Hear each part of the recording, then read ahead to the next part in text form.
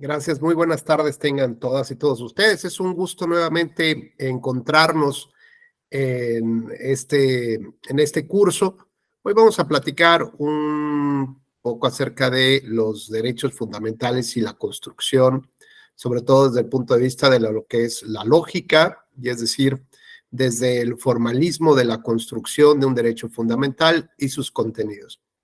Desde aquí, mi agradecimiento a todo el equipo de la Escuela Judicial Electoral que permite que tengamos esta plática entre amigas y amigos, esta charla de café. Espero que ya estén preparados con una buena tacita y listos. Y, por supuesto, también mi agradecimiento a la directora de la Escuela Judicial, la doctora Gabriela Rubalcaba, por la invitación que me formuló para estar presente esta tarde. Agradezco también y saludo con mucho afecto a las alumnas y alumnos que ya se incorporan a la plataforma y a los que gentilmente ya también van encendiendo sus cámaras. Perla Carreño, muy buenas tardes, Perla. Carlos Oropesa, Leonel Flores, Antonio Urbina, Adriana Pantoja.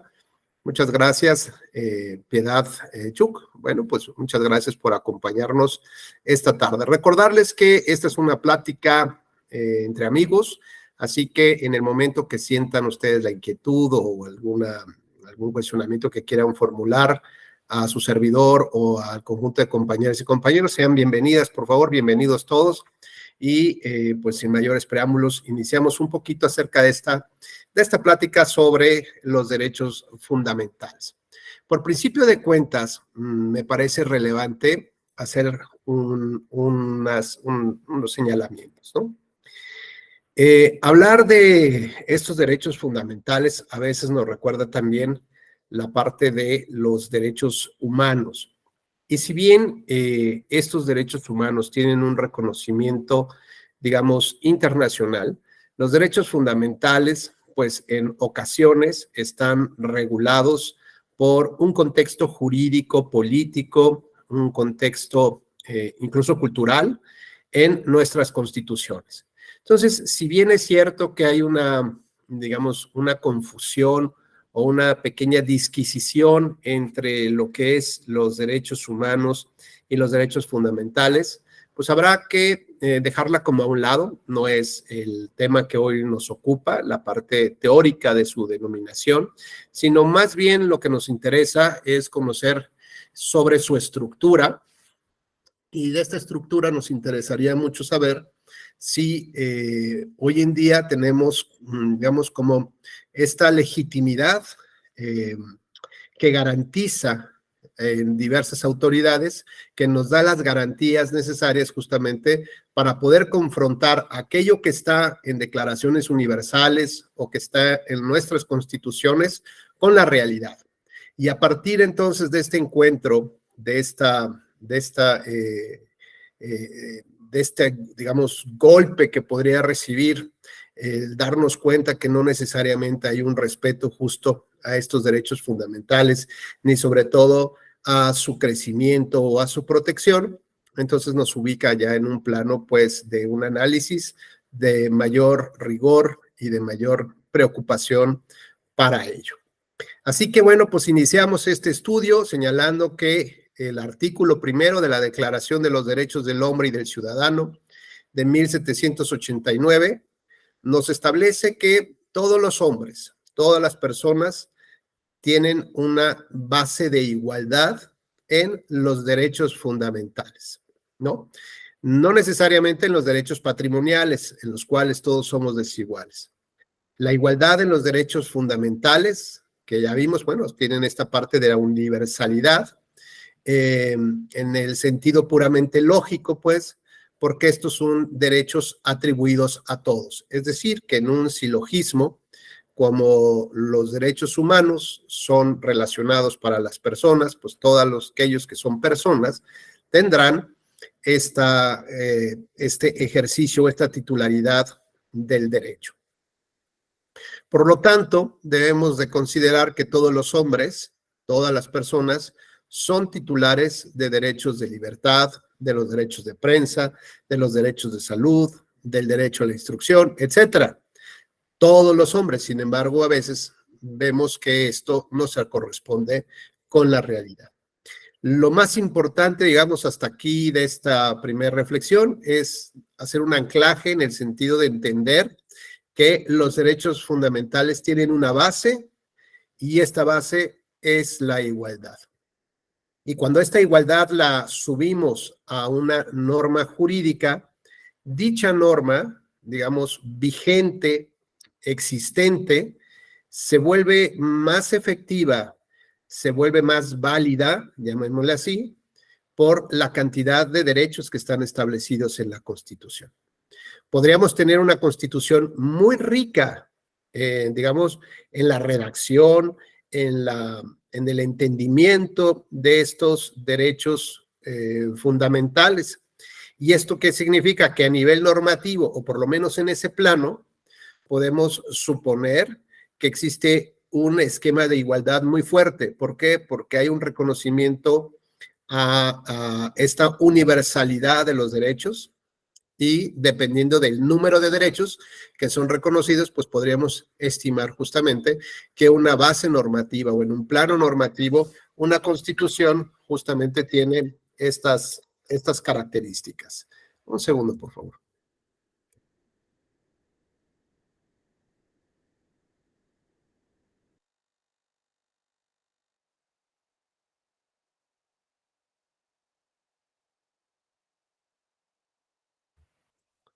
Disculpa, bueno.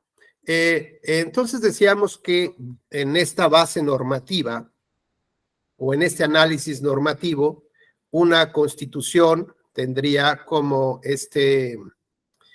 digamos, esta percepción de la sociedad en cuanto a que lo que promete esta constitución es una igualdad muy fuerte. Sin embargo, hemos dicho que el modelo normativo, es decir, lo que está en la ley, muchas veces contrasta con la realidad.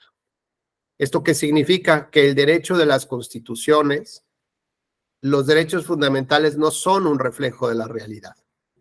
Son, digamos, siempre van luchando en contra de esa realidad, en el sentido de que son las leyes del más débil contra la ley del más fuerte. Los derechos del trabajador contra el más fuerte económicamente. Los derechos de la democracia contra el régimen de poder, ¿no? Entonces, más bien lo que yo quisiera decirles es que no nos dejemos engañar por lo que está establecido en la ley, lo que está establecido en la Constitución, sino que lo que tenemos que afrontar y enfrentar es cómo esos derechos fundamentales o estas regulaciones se llevan a la práctica justamente en la realidad, ¿no? Y a partir de ello, pues entonces podemos darnos una idea de qué tan eficaz, qué tan válida justamente es esa constitución o esa norma. Entonces, ya de aquí de entrada se antoja empezar a plantear dos conceptos respecto a la norma.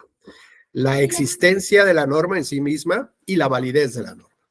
Y esto entonces nos va a llevar también a una serie de reflexiones que hoy en día en México se hacen muy presentes. Hablar de la legitimidad representativa, la legitimidad democrática de algunas instituciones que en algunos casos se cuestiona que como no son electas por el pueblo, pues entonces carecen como de esa voz, de esa autoridad moral para poder reconducir algunas, digamos, algunas prácticas, algunas reglas, y esto, pues evidentemente, pone en un desbalance o en un, digamos, en una confronta entre el ejercicio del poder y los límites al poder a través del derecho. ¿Esto qué implica? Implica que el derecho debería de someterse al poder o el poder debe someterse al derecho. Es decir, el derecho enfocado desde el punto de vista de ley. ¿Esto qué significaría? Que el poder, el ejercicio del poder, debería de estar sometido, digamos, a un Congreso, a un Parlamento, porque mediante la creación de las leyes es como podemos establecerle los límites a la figura más poderosa de un sistema de gobierno. Y en el caso mexicano o en el caso latinoamericano, estamos hablando de un sistema presidencialista. Esto es, de todos los sistemas, regímenes que hay, democráticos, de elecciones, digamos, para escoger a nuestros gobernantes, el sistema que concentra mayor fuerza, mayor poder, que pone todos los reflectores del escenario de la vida de una nación en una figura, y es en la figura presidencial, es el sistema presidencial. Pero además, en un sistema presidencial que representa una sola persona. Esto es, todos los reflectores del escenario de un país latinoamericano están dirigidos a una sola persona.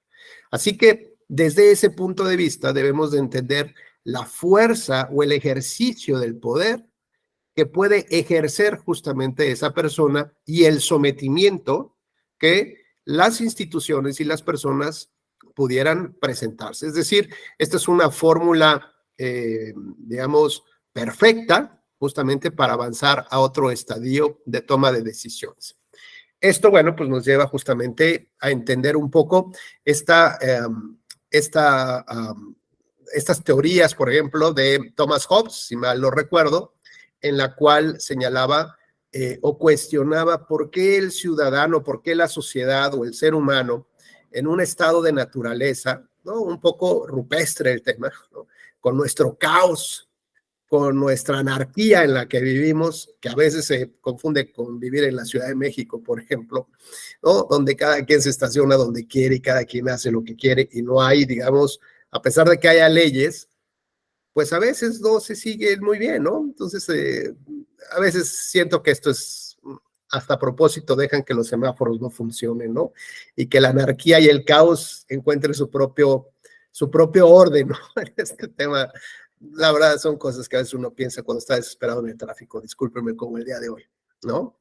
Bueno, el asunto es que cómo suponemos, o Thomas Hobbes dice, cómo podría pasar el ser humano de este estado de libertades, de su propio caos, a un estado de leyes, a un estado en el que se somete, además voluntariamente acepta estar en ese sistema, donde esas leyes incluso lo pueden sancionar, lo pueden castigar, ¿no? Entonces, ¿cómo es que puede aceptar pasar ahí? Y además, para poder pasar ahí en esta, digamos, en esta etapa primaria, ¿no? De aceptación, de adaptación, lo que requieres es un régimen, digamos, medio monárquico o más bien de tipo monárquico. Habrá que entender su época histórica, era lo que había, digamos, en el Oxxo en ese momento, lo que podías comprar, lo que tenías, pues justamente eran monarquías, ¿no? Entonces decía, bueno, pues lo que requieren es justamente un estado monárquico, un ejercicio monárquico absolutista. Esto es, no puedes preguntarle, justo Carlos Leviatán, no puedes preguntarle a las personas qué es lo que quieren. Es decir, no vas a poder tomar decisiones de una mayoría que apenas se está adaptando, digamos, a las reglas, a las normas, donde apenas el sentido común, digámoslo así, va a permitir que haya una sana convivencia en la sociedad, ¿no? Y entonces el sentido común que todas las personas deberíamos tener y que por ahí dicen que es el menos común de los sentidos, ¿no? Bueno, pues resulta que si hay, digamos, hay esta práctica como de entendimiento y de fortalecimiento del sentido común, de cómo debería darse la convivencia en una sociedad, pues es evidente que no necesitaríamos normas. Pero como el sentido común, ya dijimos, no es el más común de los sentidos, pues hay quien se quede en la fase cavernaria, ¿no? En la fase rupestre, en aquella que quieren dar vuelta desde la tercera fila, vuelta en U, o de aquellos que se pelean por un cajón de estacionamiento, o bueno, los que ustedes se imaginan que se encuentran un que otro cavernícola ahí en las calles manejando, ¿no? Entonces, bueno, bajo estos, digamos, bajo estos actores de la escena cotidiana, es necesario entonces establecerles las reglas. Y ese conjunto de reglas, pues digamos, viene a sustituir el sentido común. Es como para que no se te olvide que esto debe de funcionar así. Cuando una sociedad es culta, cuando una sociedad es educada, cuando una sociedad busca un crecimiento de la comunidad y no nada más de la persona en lo individual, entonces empieza a refinar su sentido común. Y esta refinación del sentido común te hace, digamos, vivir en un estado en el que no necesitas ya las reglas para entender que debes de tener un comportamiento. Por ejemplo, si hablamos de los jóvenes o de la edad para votar de 18 años y la disminuimos a los 16, esta medida de Estado pues podría ser bien vista seguramente por una parte de la sociedad, porque estamos ampliando el derecho a votar, estamos ampliando el universo de votantes, más allá de los intereses políticos, pero estamos ampliando ese ejercicio del derecho humano a los 16 años. Y entonces, cuando tenemos un enfoque reduccionista o parcial, pues lo vemos solamente en función de las elecciones y no vemos que lo que está detrás de las elecciones es una decisión madura, es una decisión cívica, ¿no? Con todo lo que implica ello de tomar una decisión como ciudadano, el tema de los impuestos, el tema de las leyes, ¿no? El tema de la convivencia en la comunidad y cómo puedo yo, digamos, entender o conocer ese mundo si he vivido dentro de la burbuja de cristal que está o que he tenido hasta esta fecha o hasta este tiempo y que me han procurado el seno familiar, ¿no? Entonces yo no puedo tomar decisiones sobre el tema de una ley que está relacionada con la jubilación o con los programas sociales y discutir si conviene o no conviene un tipo de partido, de candidato, de política, de programa o acción de gobierno. Entonces, cuando tenemos esta reflexión, digamos, social sobre los temas de relevancia, el sentido común refinado nos debería de llevarnos a entender cómo deben de ser las cosas justamente en esta sociedad. Y cuando hablamos, por ejemplo, que la base del ejercicio de los derechos fundamentales se trata de la igualdad y en un sentido de lógica, pues esta debe ser universal para todas aquellas personas, pues entonces vamos ahora sí a entender que tenemos dos dimensiones, la dimensión normativa, la dimensión constitucional, pues, y la dimensión de la realidad, ¿no? Y para eso, pues, me gustaría presentarles un pequeño video, seguramente lo conocerán todos, pero nos permitirá utilizar un par de reflexiones interesantes. Dura 3, 4 minutitos, así que les pido por favor su atención, porque sobre él vamos a regresar en un momento.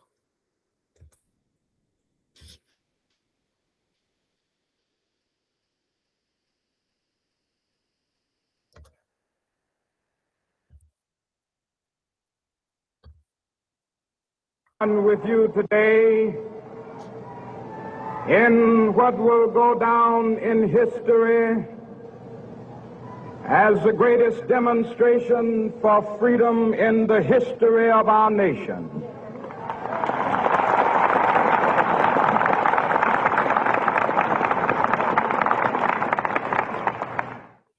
Five score years ago, a great American in whose symbolic shadow we stand today signed the Emancipation Proclamation. This momentous decree came as a great beacon light of hope to millions of Negro slaves who had been seared in the flames of withering injustice. It came as a joyous daybreak to end the long night of their captivity. But 100 years later, the Negro still is not free. I have a dream that one day this nation will rise up, live out the true meaning of its creed. We hold these truths to be self-evident, that all men are created equal.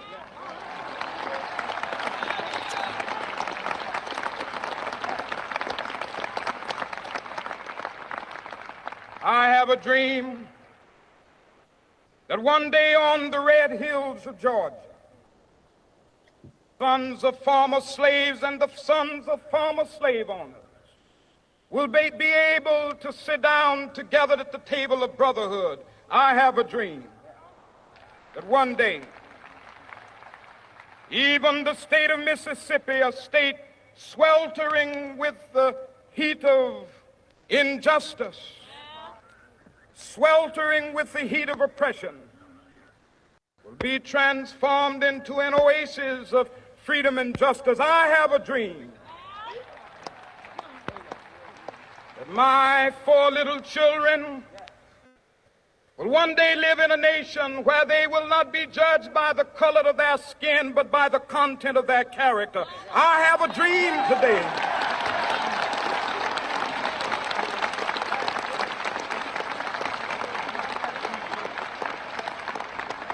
I have a dream that one day, down in Alabama, with its vicious racists, with its governor having his lips dripping with the words of interposition and nullification, one day right there in Alabama, little black boys and black girls will be able to join hands with little white boys and white girls as sisters and brothers. I have a dream today.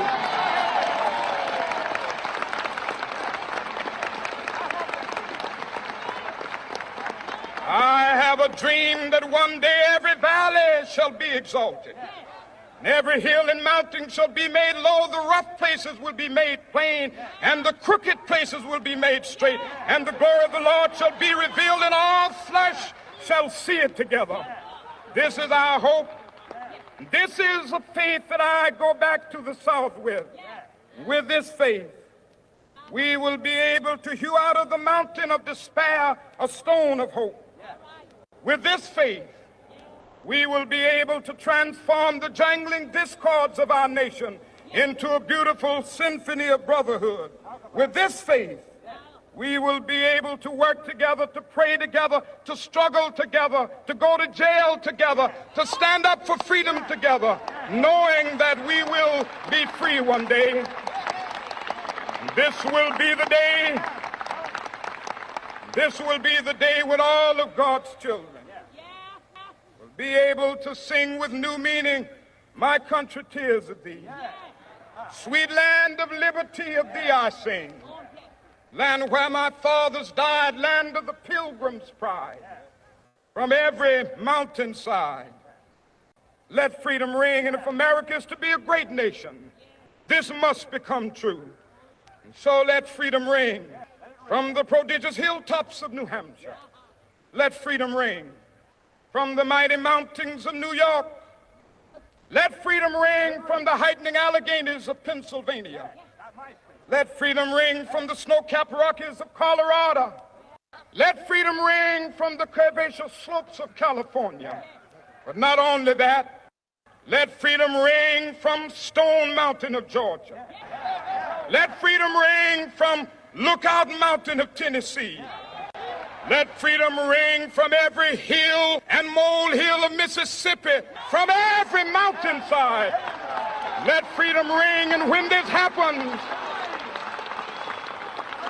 and when we allow freedom ring, when we let it ring from every village and every hamlet, from every state and every city, we will be able to speed up that day when all of God's children, black men and white men, Jews and Gentiles, Protestants and Catholics, will be able to join hands and sing in the words of the old Negro spiritual, "Free at last, free at last, thank God Almighty, we are free at last."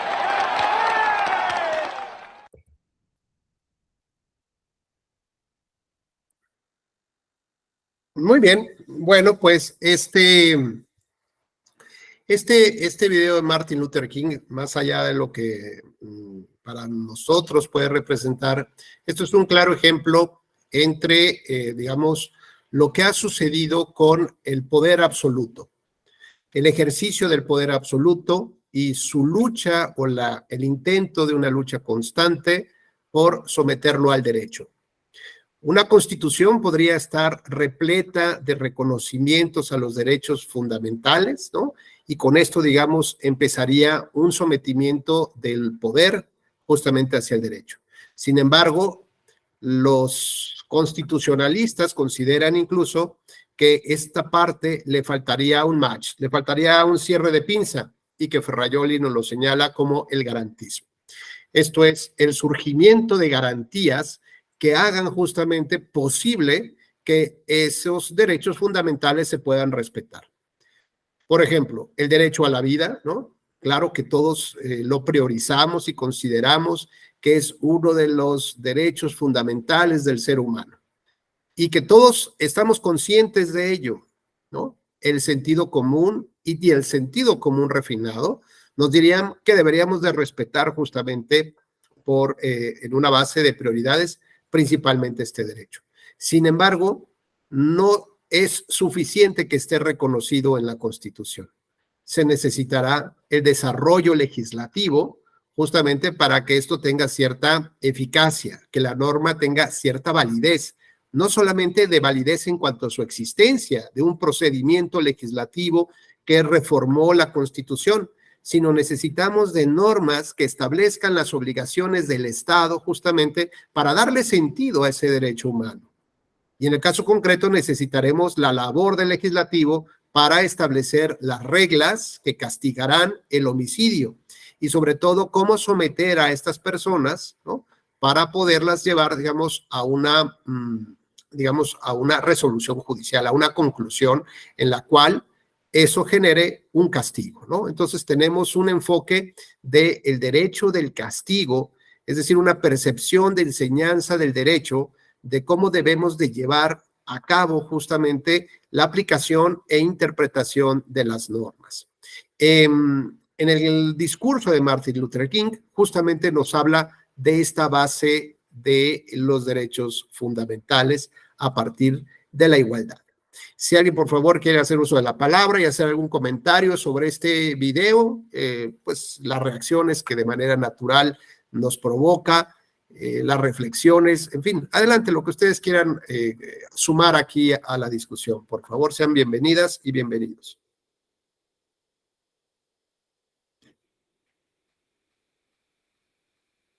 Adelante, Carlos, por favor. Muchas gracias, doctor Rubén. Un gusto. Saludos a todos y a todos. Buen jueves. Bueno, pues este discurso siempre memorable de Martin Luther King, I Have a Dream, como una constante, nos habla de esta idea de cómo materializar los sueños, que es precisamente lo que tú nos apuntas. Las constituciones son muy declarativas de principios, de grandes ejes para proteger derechos fundamentales. Sin embargo, a la hora de materializarlos, ahí es donde dicen que la puerca torció el rabo, doctor, porque si no se prepara y se hace un diseño en legislación secundaria, leyes, reglamentos, pues al final se quedan en declaraciones muy bonitas, pero que en la realidad no se aplican. Y mira el caso de Martin Luther King, que él señala que es una lucha de hace más de 100 años, se refería seguramente al tema de la guerra civil de Estados Unidos, en donde el entonces presidente Abraham Lincoln decreta la abolición de la esclavitud, pero los estados sureños, en la guerra de secesión de Estados Unidos, pues siguieron siendo esclavistas, doctor, y con todo el respeto, hasta el día de hoy, dos de los estados que mencionó Martin Luther King en su discurso, como Mississippi y Alabama, siguen teniendo prácticas no muy lejanas al esclavismo, doctor. Y ya estamos hablando del siglo XXI, ¿no? Entonces, esta idea de que las constituciones enumeran y defienden derechos naturales, es súper indispensable que esos derechos se puedan materializar en la vida cotidiana. Leyes secundarias, tarea de los poderes legislativos, reglamentos, pero que eso sea materialmente accesible y materialmente posible, doctor. Porque pues se oye muy bien la igualdad y que todos sean hermanos, como decía Martin Luther King, hombres y mujeres negras, hombres y mujeres blancas que se vieran como hermanos, pero pues la declaración es plausible, pero la realidad es un poco más compleja que eso, ¿no? Entonces requiere de otras herramientas, de otros instrumentos, y creo que en este sentido los derechos fundamentales sí hay que defenderlos sí o sí, pero hay que darle el herramental jurídico, sociológico y material necesario para que sean una realidad cotidiana en la vida, entre las personas, y que realmente, como decía Martin Luther King, nos veamos como hermanos, pero no de dientes para afuera, doctor, sino en los actos de la vida cotidiana. Es cuanto. Muchas gracias. Gracias, Carlos, muy gentil. Pues coincido plenamente en todos tus apuntamientos. Me parece que este es un dato relevante, ¿no? Es decir, a ver, me parece que el constitucionalismo es un gran paso, ¿no? Se dio un gran paso frente a la limitación del poder absoluto, ¿no? Esto está clarísimo. Ya que tengamos reconocimiento de esta titularidad de derechos en nuestras constituciones, digamos, vamos por un buen camino, llamémoslo así. Sin embargo, no porque estén en la Constitución en automático se respetan. Decíamos, el sentido común refinado, ¿no? Nos llevaría a entender que eso se tiene que respetar, que eso se tiene que hacer y que eso generaría una adecuada convivencia. Sin embargo, hay algunos factores por los cuales, uno, no desarrollamos un sentido común refinado, primero que nada. Segundo, porque cuando se trata de ser jueces de nuestra propia causa, tendemos a exagerar los efectos de la sanción, ¿no? Y sobre todo, cuando dejamos un poco en estado de libertades las decisiones de justicia, digamos, entre las personas o entre la comunidad, normalmente tenemos digamos, el enfrentamiento de la doble violencia, ¿no? O de la violencia del más fuerte. Y en un conflicto de estos, cuando uno sospecha que el más fuerte es el que impera, ¿no? Precisamente, pues a veces nos llevamos la gran sorpresa que el más fuerte es el más débil. ¿Y por qué sería el más débil, Perla? Pareciera adivinanza.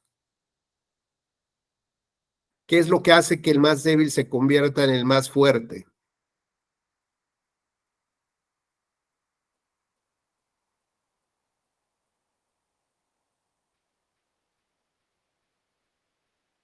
Imaginemos, Perla, que un tipo de estos tan rupestres lastima a una mujer, una menor de edad, ¿no?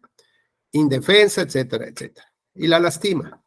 Bueno, pues digamos que ella, igual que su familia, en principio serían los más débiles, ¿no? ¿Qué va a hacer su papá en términos generales? Además de lamentarse y tratar de cuidar y de proteger a la niña, ¿qué es lo que va a hacer? ¿Qué es lo que va a reclamar de entrada a la esfera pública?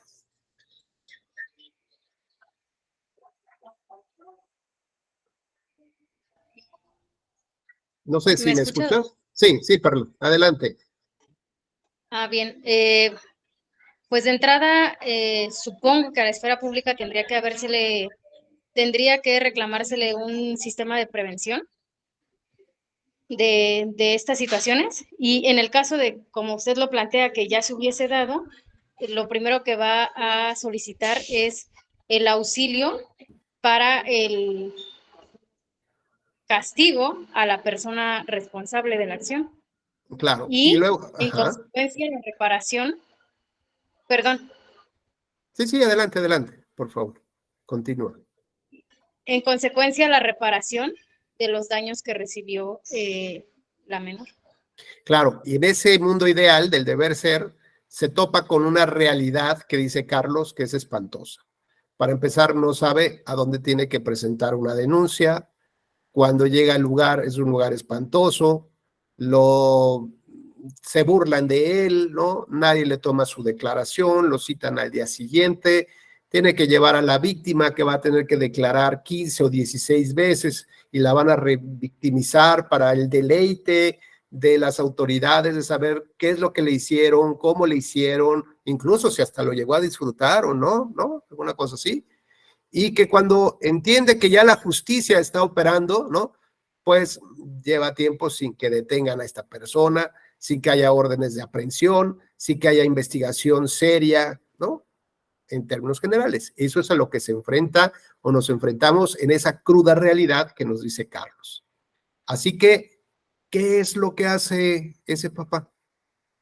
¿Qué crees que termina realizando ese papá cuando encuentra, pues, que no hay nada que hacer en la esfera pública?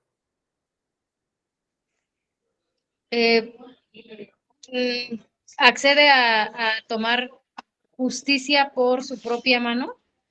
Es correcto. Y es la hay casos que ya se han dado, por ejemplo, la mamá que en el tribunal propinó 6 o 7 disparos que en referencia a la edad que tenía la menor de edad cuando la agredieron sexualmente y la asesinaron. Claro. Entonces, digamos que la fuerza del más débil, digamos, se convierte en mayor por un sentimiento de venganza, ¿no? Entonces, la venganza del más débil ante el incumplimiento de los resultados y expectativas de lo que pensamos que hay en esa declaración de derechos, ¿no? En esa constitución tan perfectamente redactada, tan traída, tan explicada por académicos, por los jueces, la sociedad se topa con una realidad completamente distinta. Hablamos sobre la argumentación jurídica de los derechos humanos, las cargas dinámicas de las pruebas.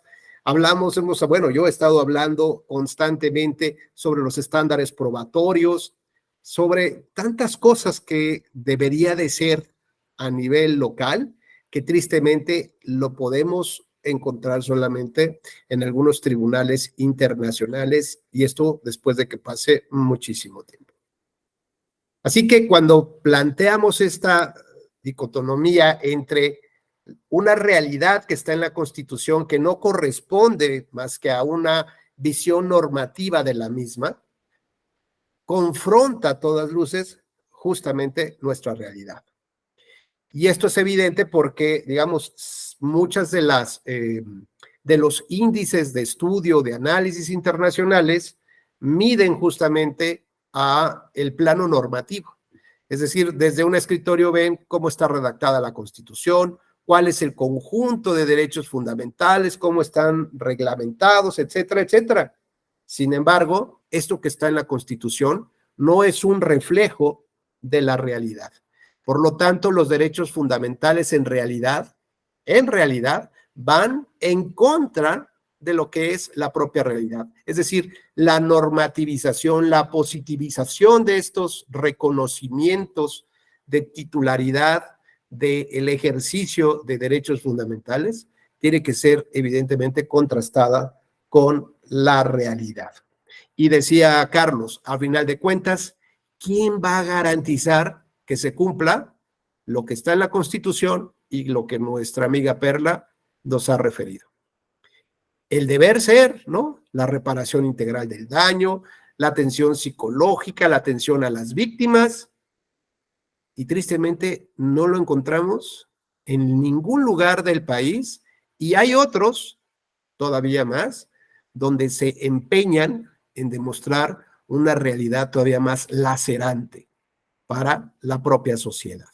Y una realidad que además viene influenciada desde el ejercicio del poder público. Por lo tanto, ese poder público se encuentra legitimado democráticamente en las urnas. Es decir, una mayoría fue la que llevó a un funcionario, a una persona, servidor público, que es el que está impulsando que la realidad se nos reviente justamente en la cara todos los días, sin importar lo que diga la Constitución, sin importar lo que diga la ley. Entonces, esto es algo así como el mundo al revés, ¿no? Y entonces eso nos hace entender que el argumento de la legitimidad democrática por las que algunas autoridades y algunos opinólogos o académicos en estas últimas épocas cuestionan las decisiones de la Suprema Corte de Justicia de la Nación, en el sentido de que como no tienen legitimidad democrática, como no fueron electas por el pueblo, pues no tienen la autoridad moral para, digamos, o la autoridad superior para poder corregir o enmendar digamos, el garantismo que debería de existir a través de las normas secundarias de cómo proteger los derechos fundamentales previstos en la Constitución. Pero si resulta que esta regulación, en lugar de proteger a aquellos, tiende todavía a limitarlos, a restringirlos, a minimizarlos, a relativizarlos o a suspenderlos incluso, bueno, pues entonces parece que esto es un juego macabro, ¿no? ¿Y esto entonces qué significa? Bueno, pues nos pone de frente que el argumento de las mayorías, que el argumento de una democracia, entre comillas, porque elegimos a nuestros representantes, no necesariamente va a resolver todo. Las mayorías no pueden controlar el derecho. Es decir, una mayoría artificial, además, ¿no? Sustentada en un Congreso, en un poder legislativo, y cuando digo artificial es porque no tienen el 50% más uno de los posibles votantes, ni siquiera de los que llegaron a votar. Hay veces que tienen nada más el 23, 25, 30%, si acaso, de el porcentaje de votos, y eso les correspondería más o menos un promedio de asientos en el poder legislativo. Pero las sumas de partidos aliados, el introducir militantes en lugar de mi partido, que ya no me alcanza, les voy a poner con mis aliados, lo que la autoridad electoral conoció como el ciclado, es decir, lo propongo en otro, ¿no? ¿Para qué? Para violentar la ley, porque yo no puedo alcanzar más de los que la ley me da y me reconoce. Ah, no, pero si truculentamente los introduzco en mis partidos asociados, ellos los van a proponer y probablemente por los porcentajes de votos también vayan a salir a integrar también el mismo Congreso, con lo cual voy a tener una mayoría absoluta y con ello voy a modificar todas las leyes que yo quiera. Suerte que la autoridad se enteró de esto, ¿no? Y eliminó justamente los ciclados y les dijo, a ver, no se hagan guajes, estás defraudando a la ley. ¿Y esto qué, digamos, qué implica? Pues implica que pareciera que estamos en un sistema que en lugar de ser ético, que en lugar de ser asertivo en función de proteger y de fortalecer la democracia representativa, parece que nos invita a introducirnos a un viaje dentro de una espiral inversa, perversa y que prostituye todo el sistema. ¿Qué me refiero con esto? Pues la Constitución establecerá estos parámetros de derechos fundamentales. Las reglas, en principio, deberían de establecer las obligaciones y compromisos que asume el Estado frente a nuestro país, frente a nuestra sociedad, más los compromisos que asumió a nivel internacional, es decir, aterrizarlos. Y entonces establecer, ahora sí, digamos, este match de análisis de los derechos fundamentales o de los derechos humanos. Por un lado, yo analizo cómo puedo ejercer este derecho. Pensemos en la libertad de expresión. Y en la libertad de expresión, simplemente, pues yo puedo hablar, puedo cantar, puedo bailar, puedo dibujar, puedo lo que ustedes se imaginen que puedo hacer para expresar mis ideas. Pero necesito que el Estado se comprometa a algo para que yo pueda expresar mis ideas y lo cumpla. Si mis ideas van a estar plasmadas en un periódico, pues necesito que el Estado no controle el papel, como fue en una época, ni la tinta. Si quiero plasmar mis ideas en las plataformas digitales, pues el Estado no debe de controlar la información que fluye sobre las plataformas digitales, como en el caso de China, por ejemplo. Esto es, vienen una serie de garantías, una serie de obligaciones del Estado que tiene que cumplir tanto de carácter negativo como de carácter positivo, para que precisamente yo pueda ejercer mi libertad de expresión. Y algo que agregó Perla, muy interesante, el tema de la prevención, de estar alerta ¿De qué? De que no se te afecten estos derechos. Tenemos, por ejemplo, el caso, si quieren consultarlo, el caso Bedoya contra el Estado de Colombia. Esta es una sentencia fantástica. Es un parteaguas Bedoya contra Colombia que está relacionada con la libertad de expresión. Si me permiten, voy a hacer una pequeña referencia. Ella es un poco entre paréntesis para ver si tratamos de engarzar justamente estas reflexiones que tenemos sobre la construcción de leyes, ¿no? Su existencia, pero al mismo tiempo cuestionamos que tengan validez, ¿no? Y que esa validez, quien realmente la cuestiona es esta vida diaria, es la realidad de hacia dónde nos movemos, ¿no? Y evidentemente el argumento de la legitimidad democrática para poder cuestionar si algunos órganos autónomos o la Corte, por ejemplo, que no son electos por el pueblo, realmente tienen legitimidad para controlar al poder o de dónde surge su legitimidad, ¿no? Que esperemos concluir con esa parte. Pues déjenme les platico el caso Bedoya contra Colombia. Más o menos en el año 2000, disculpen ahí si hay algunas fechas que no me recuerdo, no lo estoy leyendo en este momento, pero más o menos lo tengo presente. Más o menos por ahí, por el año 2000, en una prisión en Bogotá, hubo un conflicto entre presos y había grupos paramilitares, ¿no? Que, digamos, riñeron, ¿no? Contra otro tipo de presos, que desconozco pues cuál era su filosofía, su participación y la problemática interna, ¿no? Estamos hablando del año 2000 en Colombia, ¿no?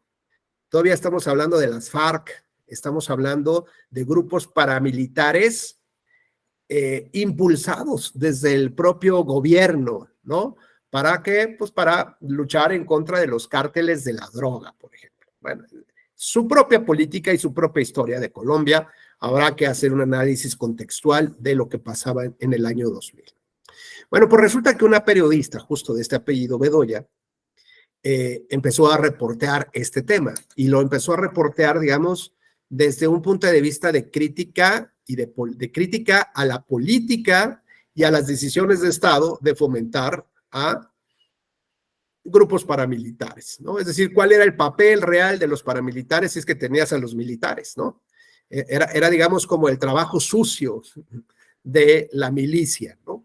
Y cuando aventabas, por ejemplo, a los camisas blancas, por ejemplo, en el caso de Nicaragua, pues cuando llegaba la policía es porque ya todos estaban muertos y recogidos incluso, ¿no? Entonces la policía o el ejército llegaba, pues, ¿no? Para hacer un poco de presencia, pero el trabajo rudo, donde no había, digamos, donde no había posibilidad de reclamarle a la esfera pública, ¿no? A la esfera gubernamental lo que estaba pasando, o como por ejemplo en el caso de la transición entre la dictadura de Argentina y la República por ahí de los años 80, mientras festejábamos el pique en México. ¿Se acuerdan del Mundial de México? Bueno, creo que sí era el pique, ¿no? En 1986, bueno, prácticamente Argentina estaba entrando a la República, estaba dejando atrás esta dictadura y todavía en esas épocas, en esa transición, los paramilitares lo que hacían era secuestrar a los niños, ¿no? Hoy todavía tenemos a madres de la Plaza de Mayo reclamando por la identidad, el destino de esos niños que fueron secuestrados en las noches, cuando irrumpieron las casas, ¿no? Estos grupos, y por supuesto niños que saben que definitivamente no conocen, no saben quiénes son, no saben cómo se llama, bueno, los apellidos, ¿no? Que es un derecho básico, saber de dónde vienes. Bueno, pues todo esto que se fraguaba desde los años 80 ya nos coloca, digamos, en las postrimerías en los años 2000, ¿no? En el cambio de milenio. Bueno, pues resulta que después de estar reporteando estos temas, investigando estos temas y haciendo crítica hacia el gobierno y hacia, sobre todo hacia los temas militares, resulta que le es invitada por la administración de la prisión para que entreviste a alguno de los presos. Seguramente ella había hecho alguna solicitud y se desconoce cómo está el tema, ¿no? El asunto es que le llaman para decirle que uno de los internos había aceptado una entrevista justo para hablar de ese conflicto que hubo hace ya unas semanas, ¿no? Y bueno, pues ella accede, va al otro día, entra a la prisión, le dicen que solamente puede ir acompañado, o sea, puede entrar a la entrevista con su fotógrafo. Por ser mujer y por ser varón, los colocan, digamos, en una separación, en áreas diferenciadas para poder revisar sus equipos, su ropa, etcétera, etcétera, digamos, con los protocolos tradicionales. Y en un momento ella se queda sola. Bastaron unos cuantos segundos para que entrara un hombre ahí, la sujetara por la fuerza, le diera 2, 3 cachetadas, le pusiera una pistola y se la llevara a un almacén donde ya había otras 2, 3 personas, otros 2, 3 varones que la estuvieron torturando, golpeando, y además decían cosas como estos malditos, alguna cosa así que se puede, imagínense las expresiones, ¿no? Hay que poner en orden a la prensa, que se sienten, están estos financiados por los oligarcas, empresarios, cualquier cosa que ustedes se puedan imaginar, le escupían en la cara a la periodista, ¿no? Estas frases. Y bueno, de ahí fue trasladada de ese almacén, la llevaron en un vehículo a otro lugar donde había uniformados también y ya eran, digamos, varios hombres y la violentaron sexualmente. Horas después la liberaron en una carretera, ya alguien la pudo recoger, un taxista, la llevó a las autoridades y después al hospital, ¿no? Esto fue en el año 2000. Digamos, pasaron los años y justo lo que platicamos hace ratito con nuestra compañera Perla, ¿no? A lo que te enfrentas en la realidad.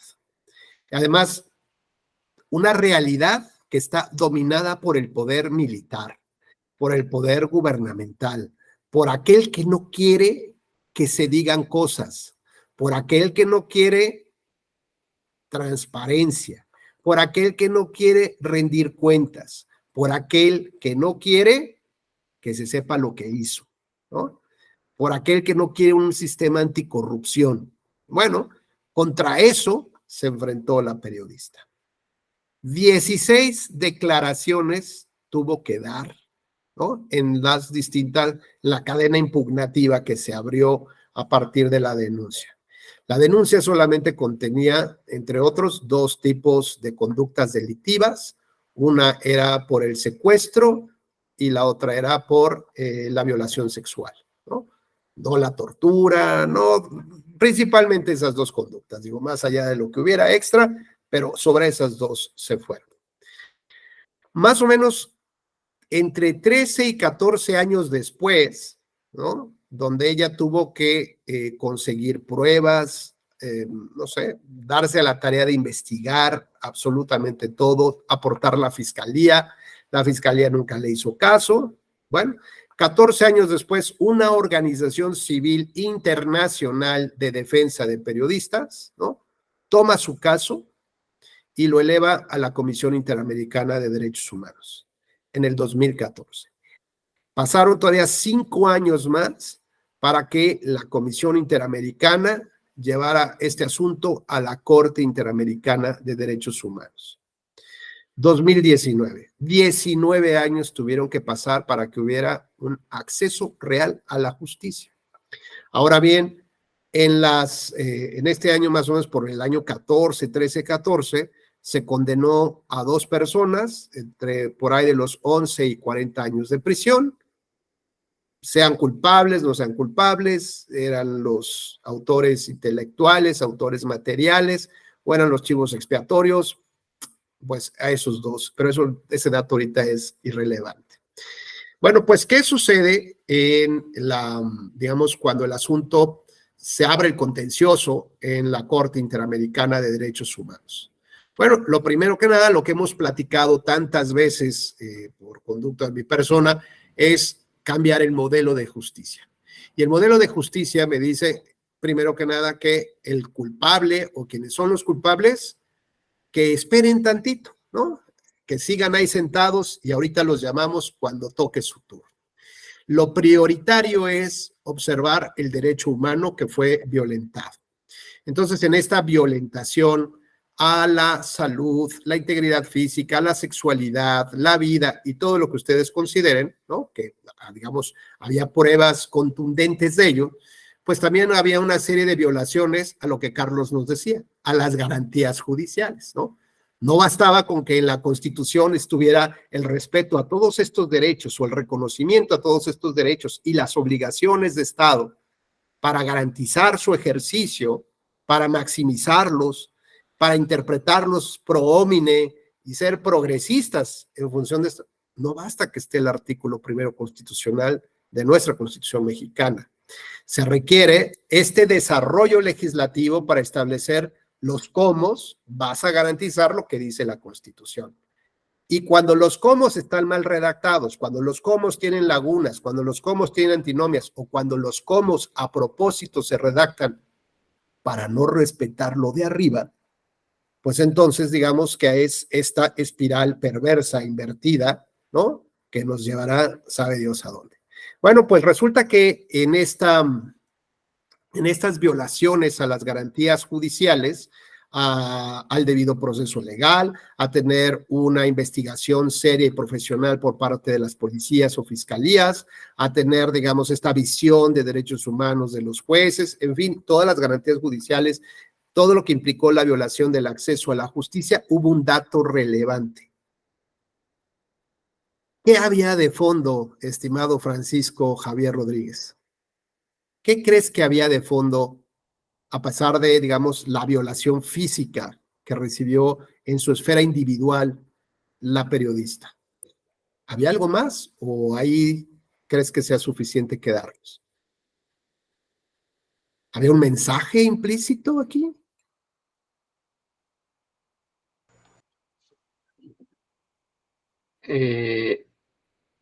No sé en qué sentido tomarlo, ¿no? Porque sí, a final de cuentas, la garantía de los derechos se supone, viendo desde un contexto filosófico y realista, y como se ha dado dentro de todo, como dice Carlos, realmente nunca se han cumplido, ¿no? Sí. Pero en el sentido de nosotros quererlo garantizar por nuestra propia mano, creo que hay una ambición y un ego de poder dentro de todo el sistema político, ¿no? Claro. Oye, Francisco, pero tú crees, perdón que afine un poco más la pregunta, ¿tú crees que el hecho de ultrajar, de violar, de amenazar, de secuestrar a esta periodista tenía como fin principal hacerle daño a ella? ¿O había un mensaje oculto? Pues creo que a final de cuentas, si lo tomamos desde la perspectiva, yo creo que era un mensaje hacia todo, ¿no? Como para decirle, yo tengo el poder, yo tengo el control, y ponerle un estate quieto y callar esa libertad de expresión que se tiene, ¿no? Como derecho humano, ¿no? Yo creo que fue, por decirlo así, ella el chivo expiatorio para darle ese mensaje a todos los que se querían rebelar, ¿no? En ese momento. Sí, claro. Creo que ese sería, más que nada, no en su persona, ¿no? Hubiera sido cualquiera, ¿no? En ese caso yo creo que le tocó a ella, ¿no? No sé, metió las narices un poquito más de más, ¿no? Desgraciadamente, que es lo que pasa, pues, ¿sí? Y lo seguimos viviendo, ¿no? Como aún ahora creo que lo vemos con el presidente que tenemos en turno, cómo en las mañaneras trata de limitar la expresión, ¿no? Haciendo oídos sordos, ¿no? Por decirlo así, lo que pasó en días pasados, ¿no? Con los desaparecidos de ahí de Jalisco, ¿sí? Entonces, como que se trata de minimizar todos esos derechos garantizados, ¿sí? Que a final de cuentas en la realidad vemos que es letra muerta, ¿no? Sí. Pero sin embargo, creo que en ese caso, contra Colombia, a lo mejor sí, el fino detalle era transmitir ese detalle, ¿no? Para que todos se alinearan en ese sentido. Creo que es eso, ¿no? Perfecto, gracias, Francisco. Muy gentil. Oye, Perla, imaginamos que en este caso que platicamos de Colombia, la Corte determinó que también se violó la libertad de prensa, digamos, además de los daños a la esfera individual de la periodista, bueno, de esta mujer, también se violó la libertad de expresión, la libertad de prensa, la libertad de información. ¿De acuerdo? ¿Qué pruebas había en el expediente, llamémosle así, para acreditar la violación sexual, el secuestro? Pues había muchas pruebas. Pero para poder determinar que también se violó la libertad de expresión, como nos dice Francisco, el mensaje oculto, ¿no? El te digo a ti para que me entiendas, Pedro, ¿no? Igual y ya no metan las narices, dice Francisco, ¿no? Abusados, prensa crítica, no les vaya a pasar lo mismo que a nuestra compañerita, ¿no? Había, de lo que he platicado, había pruebas evidentes, directas, objetivas, de que esto se trataba de un ataque a la libertad de expresión, en tu concepto, así tan vago como lo he platicado, Perla.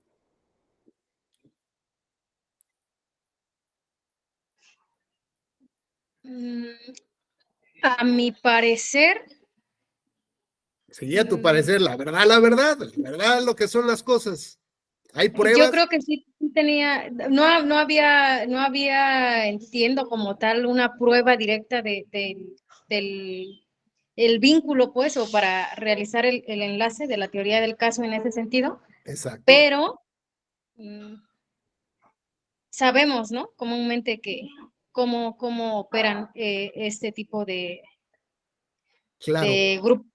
Pero ahora no hay que olvidarnos justamente que estamos en el ámbito del derecho y estamos frente a un procedimiento contencioso donde se tienen que aplicar las reglas que garantizan el derecho fundamental de acceso a la justicia, ¿no? Entonces, estas reglas, digamos, tiene que observarlas cualquier juez y cualquier tribunal, en este caso la Corte Interamericana. Si no tenía pruebas evidentes, fidedignas, directas, que demostraran que este era un ataque a la libertad de prensa, ¿cómo es posible que haya considerado que sí estaban dirigidas para violarla? Dice Antonio, a través de pruebas indiciarias, me parece muy bien, pero aún así, ¿sería suficiente con los indicios en materia penal? Llamémosle así. Dice Perlita, análisis del contexto, muy bien, sí, análisis del contexto. Pero digamos que en las reglas jurídicas, como en la casa de Big Brother, las reglas cambian.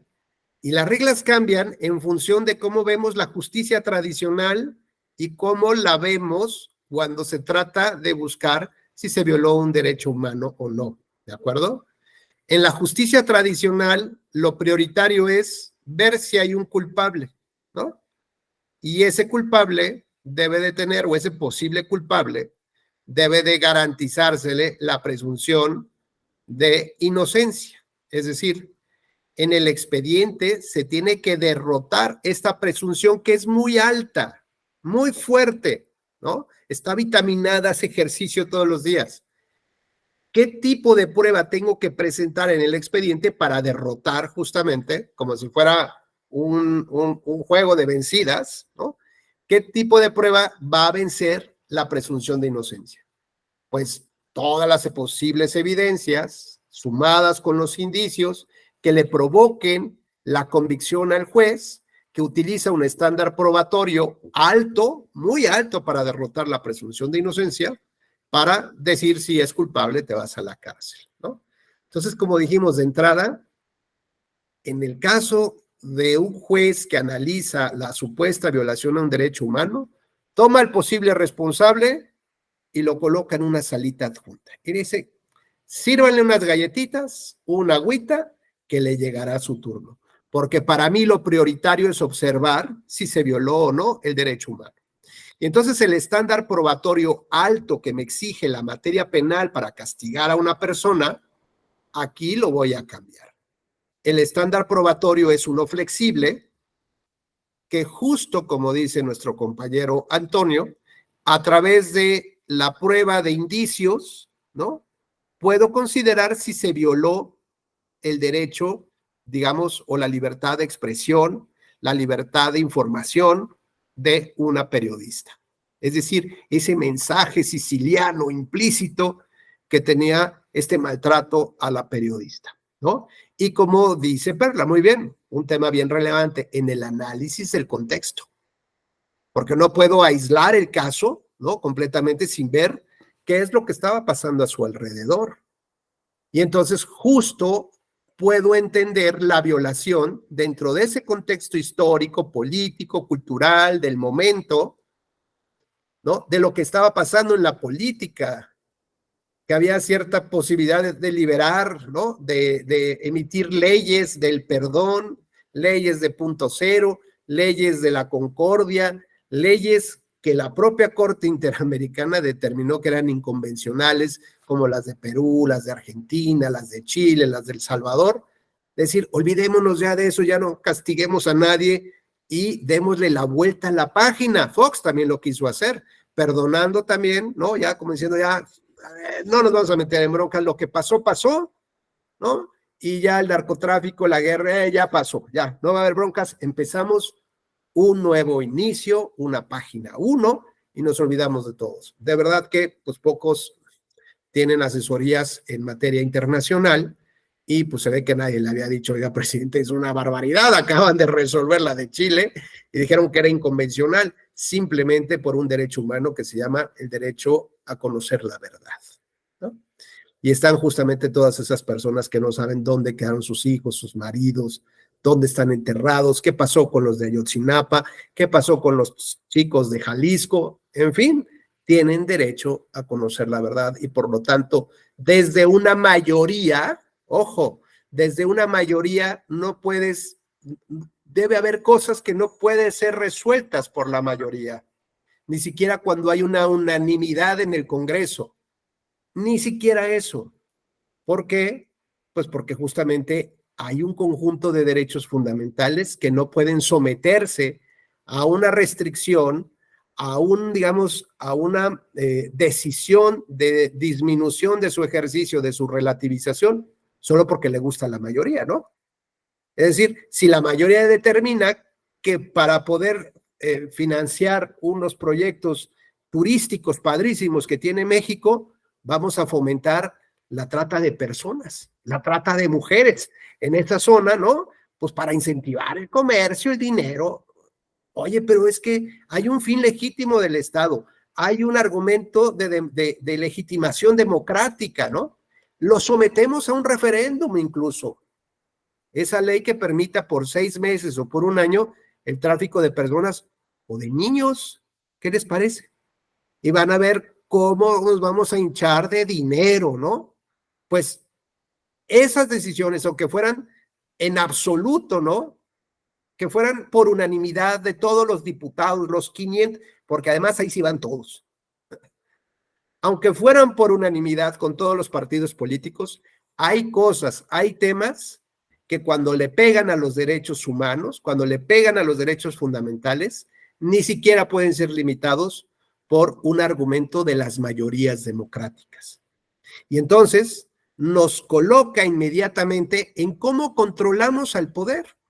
Un poder que es intolerante por naturaleza, por descripción, por definición, es intolerante al derecho, porque el poder no se quiere someter, es contra natura someter al poder. Entonces, de esta manera, cuando empezamos a introducir, después de la caída del fascismo, por ejemplo en Italia o en Francia, no sé, empezamos a introducir un modelo de constitucionalismo, es evidente que a nadie le gustó, al poderoso no le gustó, pero encontraron la forma, pues, de que esto solamente fuera declarativo. Pero en la práctica seguimos cometiendo, como dice Carlos, todavía 2 estados que en la actualidad, ¿no? digamos, andan muy nerviosos y pensando que por qué no puede haber esclavos. A ver, ¿qué de malo tiene? No, alguien por ahí decía, el problema no es tener esclavos, el problema es el trato que le damos a los esclavos. Y bueno, y si Hamilton tampoco estaba, ¿no? Hamilton estaba de acuerdo con la esclavitud. Los padres fundadores del constitucionalismo norteamericano, bueno, pues hablaban de la dominación del hombre por el hombre. Entonces, cuando el poder es intolerante contra el derecho, y que ya lo establecía Montesquieu, imagínense cuando el poder es ilimitado. Cuando el poder, imagínense, es compartido, ay, bien que bien, ahí va jalando.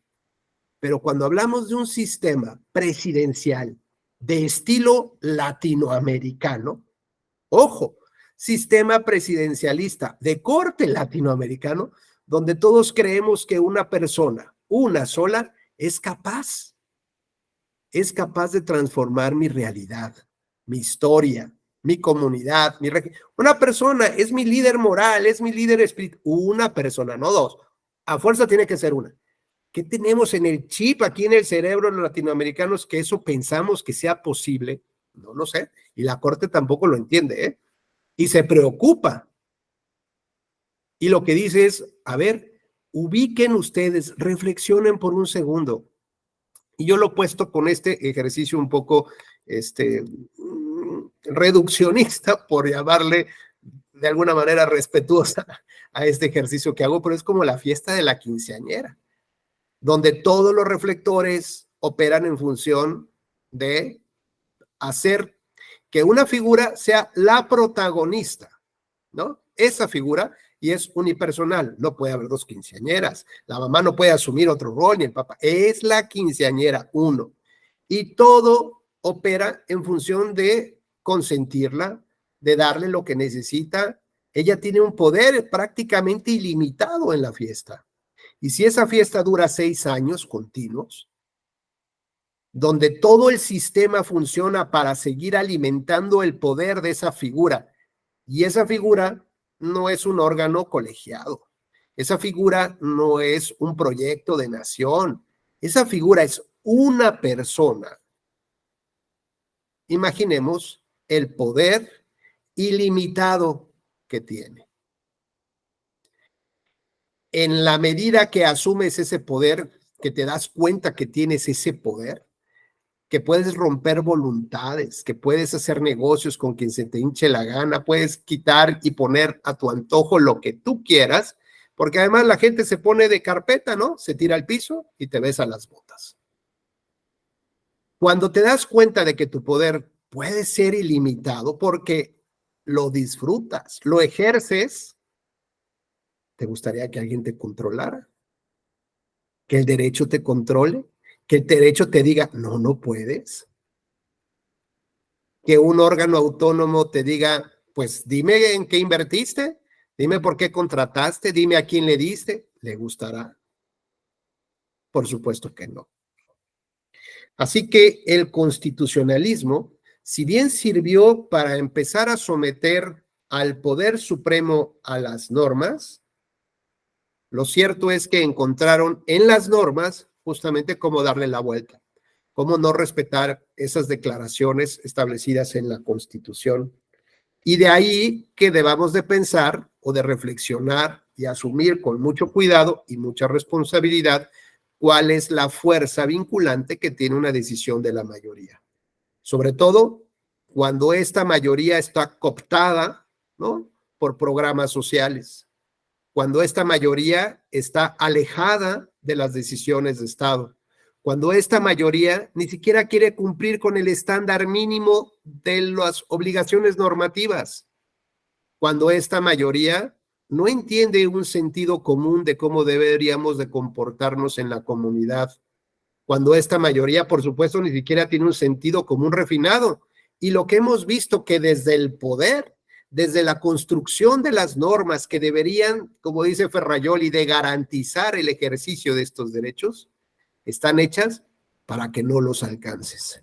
Y yo he puesto en el paredón varias normas electorales, como aquellas que te limitaba la promoción del juicio para la protección de los derechos político-electorales del ciudadano a que solamente podías ir por ti mismo sin ningún abogado, con una clarísima violación directa al modelo más austero que los países latinoamericanos que formaban parte de la OEA en ese momento suscribieron en el artículo 8 de la Convención Americana de Derechos Humanos, en cuanto al debido proceso legal, establecido no como lo que nos merecemos, establecido como el modelo más austero para que algo funcione. Si México firmara un tratado internacional de vehículos austeros, la finalidad es que te transporte. Y cuando Leonel va a la agencia de vehículos y hace valer su tratado internacional, porque además está re barato ese vehículo, dice, oye, pues está padrísimo, pero ¿tiene llanta de refacción? No, pues no la necesitas para circular. Cinturones, tampoco tiene cinturón de seguridad, bolsas de aire, ¿qué es eso? Estéreo, no, hombre, ya me está usted cotorreando, Leonel, ya, bájele. Oye, ¿y clima? No, bueno, pues. Y cuando Leonel abre la portezuela, se da cuenta que no tiene asiento del copiloto ni los traseros. Dice, oye, los asientos te los vendo. Porque necesitas transportarte tú, no tu novia, no tu familia, eres tú. Ese es el modelo más austero. ¿Qué significa? Que si quito uno de estos elementos, el objeto deja de cumplir la finalidad. ¿Ok? Cuando el artículo 8 de la Convención Americana nos habla del debido proceso legal, nos dice cuáles son los elementos mínimos. Le hace el modelo más austero para que funcione la construcción o sobre ello se construya un procedimiento judicial que concluya en una decisión. Si quitamos cualquiera de estas partecitas del modelo austero, dejará de funcionar para lo que fue hecho, para que haya una decisión judicial. Qué tristeza que desde las leyes mexicanas venga ese vehículo sin llantas, sin las 4 llantas. ¿Por qué? Porque no te daba derecho de acudir con un abogado.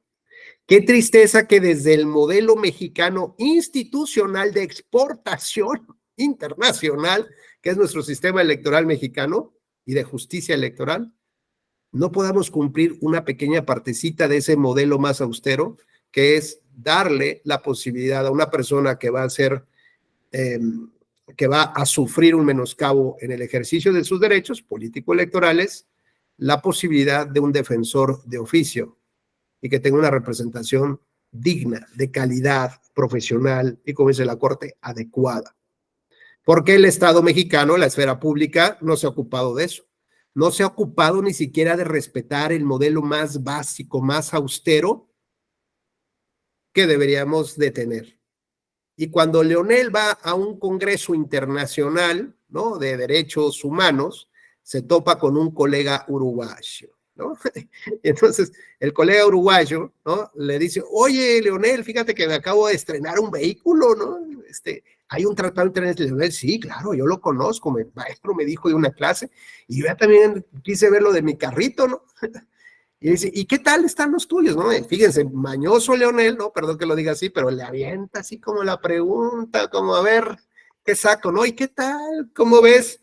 Dice, pues, estamos ahí contentos, pero pues creo que pudimos haber obtenido algo más, ¿no? Dice, ¿por qué? Dice, pues, seguro no venía llanta de refacción. No, ¿cómo? No, claro que sí tiene llanta de refacción. Cinturones. No, hombre, ¿cómo crees que no va a tener cinturón de seguridad? Bolsas de aire, claro. Tiene también en los laterales. Dices, clima y radio, estéreo. No, hombre, y tiene un pantallón. Conectas tu iPod ahí, padrísimo. Oye, pero es el mismo color que eso de puerco que vendían en México. No, aquí puedes escoger el color. Puedes escoger asientos de piel, de velur, vinipiel. Sale con placas, tenencia, seguro. Entonces, ay, oye, ¿y es el mismo tratado internacional? Sí, claro. Sí. Oye, ¿y cómo por qué te dieron eso? Dice, ¿cómo que por qué? Pues porque soy uruguayo, porque me lo merezco, ¿no? Algo así ha de decir, ¿no? Soy uruguayo, me lo merezco. O sea, yo le exijo a mi gobierno que me dé lo que me merezco, ¿no? Me merezco más, pero bueno, pibe, con eso me conformo, dice. Y entonces regresas a México, no, bueno, más vapuleado. Es que yo soy mexicano y esto es lo que me merezco.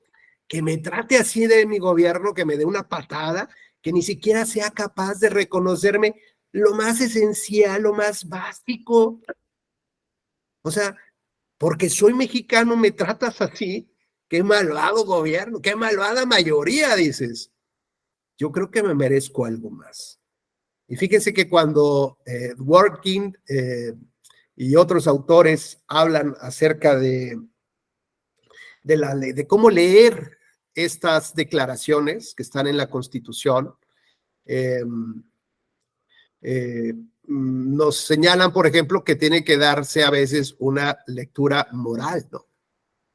Es decir, tener un filtro, unos lentes que hablen de la ética, de la moral, de lo correcto, del deber ser. Entonces, cuando hablamos en términos generales del debido proceso legal, por ejemplo, sobre los cuales se construye la decisión judicial, pues decimos, sí, son las garantías básicas, esenciales, es lo correcto, ¿no? Y cuando pregunto nada más así de pronto a mis alumnos, les digo, oigan, ¿y para ustedes qué? Hablamos del debido proceso legal, quitemos proceso legal y hablemos de lo debido, solo de ese vocablo. Y lo debido les empieza a sonar a lo correcto, a lo justo, a lo que me merezco, ¿no?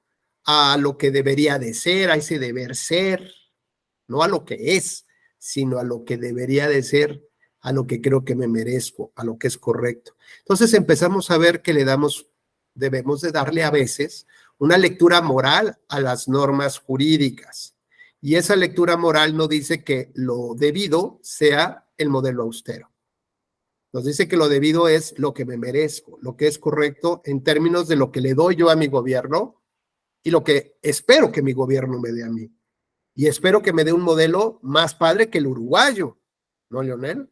Porque soy mexicano, porque soy, digamos, porque me merezco un trato diferenciado que al resto de mis compatriotas latinoamericanos o de los que estén en el territorio de esta parte del hemisferio, ¿no? Me merezco eso más. Y entonces, a veces que estas pequeñas lecturas y estas pequeñas reflexiones, caramba, dice uno, es que a lo mejor he estado equivocado, ¿no? Porque pues me conformo con lo que me dan y ya, nada más. Y tengo derecho a exigir, claro, pero al poderoso, ¿qué le conviene? Que no le reclames, que no conozcas lo que tienes derecho y mucho menos que tengas intereses aspiracionistas, ¿no? Ahora resulta que de dónde me salió este acento uruguayo, ¿no? Y ahora de dónde quieres sacar tú ahí el estilo y ¿no? Pues no, te conformas con lo que tienes y unos zapatos son más que suficientes, ¿eh? O sea, no andes pidiendo dos, ¿no? Y con los zapatos puedes jugar fútbol, ¿no? Y puedes nadar, te sirven de aletas y con eso puedes ir al bautizo de tu hermanito, no, con un par de zapatos es más que suficiente. Bueno, pues ya para no perderme un poco ya en la plática, decía yo que esta especie de garantismo, en realidad, lo que nos debe de llevar es a entender que hay una tensión natural entre la política, ¿no? Que finalmente de la política salen las constituciones, es decir, son productos de la política, pero finalmente deseamos que la política se subordine al derecho, ¿no? Es decir, por ejemplo, a las reglas electorales, que la política se subordine a las reglas de comunicación política, que la política se subordine a las reglas de financiación política, de fiscalización, de rendición de cuentas, ¿no? Lo político, lo público, se somete, pero desafortunadamente el poder no se somete o no quiere todavía someterse al derecho. No ha aceptado totalmente la subordinación a las reglas. Esta tensión, decía yo, es un hecho también o constituye una parte de nuestra cultura, de la cual depende el crecimiento del sentido cívico de los ciudadanos al que me he referido a partir de este sentido común y del sentido común refinado. Dicen algunos autores que la lucha por el derecho no es solamente la lucha por la afirmación de mis derechos, sino por la afirmación del derecho como un sistema que limita al poder, que genera vínculos a partir vínculos en la sociedad y el gobierno con una base de la igualdad, de la convivencia pacífica y política. Y en este sentido, cuando hablamos de la construcción de la democracia, no solamente pasa por la construcción institucional, no solamente pasa porque el INE cuente y cuente bien tu voto. No pasa solamente por eso, no solamente pasa por las reglas de financiación, no solamente pasa por la estructura de quién recibe el voto o no, sino que lo que se busca en realidad es que impacte a nivel sociológico, que radie a nivel social, justamente, las buenas prácticas, las buenas, digamos, los buenos usos de las reglas electorales para vivir de cara, digamos, a una posible democracia fuerte, viviente, una democracia sana. Entonces, cuando nos dicen que la labor del Instituto Nacional Electoral es que tu voto cuente y cuente bien, pues parece que es un reduccionismo, y lo que hemos olvidado es cómo incrementar la cultura cívica, ¿no? Que esto muchos de ustedes los he escuchado en otros foros, justamente han cuestionado, ¿no? ¿Cómo mejoramos el tema? Bueno, pues cómo desde una política adecuada, pero cuando lo que nos dicen en los medios de comunicación, en los spots, de qué se trata la función de un tribunal y de qué se trata la función de un Instituto Nacional Electoral, pues la verdad es que deja mucho que desear, sobre todo por las otras tareas que seguramente emprende, pero que nadie conoce y que tampoco hay como un esquema de objetivo, de alguna manera, para calificar si vamos por el rumbo adecuado o no. Como alguien alguna vez me criticó una opinión, con justa razón, que hablaba yo sobre las acciones afirmativas, ¿no? Para las mujeres. Entonces yo decía que qué bueno que de cuota, ¿no? Que de una regla pasó a la sustantivización del derecho. ¿Eso qué significa? Que bueno, hoy está declarado a nivel constitucional, como le gusta decir a Carlos, ¿no? Es declarativo el principio de la paridad, ¿no? De género, de la equidad de género. Bueno, pues ahí está en la Constitución. Ahora hay que ver cómo lo aterrizamos. Y seguramente hay reglas, hay acuerdos que nos hablan, por ejemplo, ahora de las 9 gubernaturas, pues nos hablan, por ejemplo, de que tiene que haber un 50% para mujeres, 50% para hombres. A lo mejor hay un criterio de desempate, un 50+1 para mujeres, probablemente 5-4. Pero, por ejemplo, otras reglas relacionadas con ello no están reconocidas ahí, como el tema de la alternancia o como el tema de los bloques de competitividad, que sí operan para diputados y ayuntamientos, por ejemplo, pero no para gubernatura. Es decir, no, es ya no. O sea, ¿hasta dónde llega la regulación y hasta dónde se me permite? Pues hasta cierto límite, ¿no? Bueno, pero digamos que en estas acciones afirmativas, la pregunta que tendríamos que hacernos, y que fue la crítica que recibí, fue, ¿y ya podemos eliminarlas o todavía hay que seguir? Me dijeron, no, hay que seguir, maestro. ¿Por cuánto tiempo más? Pues, no, pues hasta que ya, ¿no? Hasta que ya no se necesiten. ¿Y cuánto es eso? Imagínate que te creo y que me dices que 20 años más te las compro, 20 años más te doy de acción afirmativa. Y luego te digo, oye, compadre, ¿ya con eso es suficiente 20 años? No, pues es que déjeme ver. Bueno, hazme un análisis a los 20 años a ver si ya con eso es suficiente, porque las acciones afirmativas por naturaleza son temporales, son transitorias. Como el yogur tienen fecha de caducidad. Y entonces, si tú me dices que vas a esperarte hasta dentro de 20 años para ver si funcionaron o no, a lo mejor te das cuenta que siempre anduvimos por una ruta incorrecta.